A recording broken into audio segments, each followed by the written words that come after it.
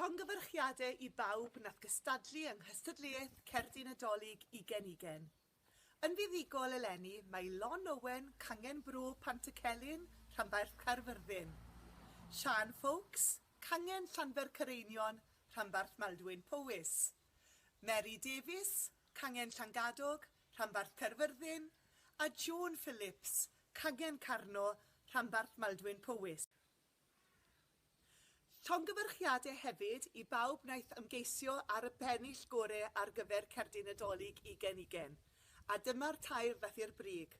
Catherine Jones, Cangen Bodorog, Rhanbarth Môn, Megan Richards, Cangen Felin Fach, Rhanbarth Ceredigion, a Meinir Garnon James, Cangen Bro Elfed, Rhanbarth Caerfyrddin. Llongyfarchiadau i bawb.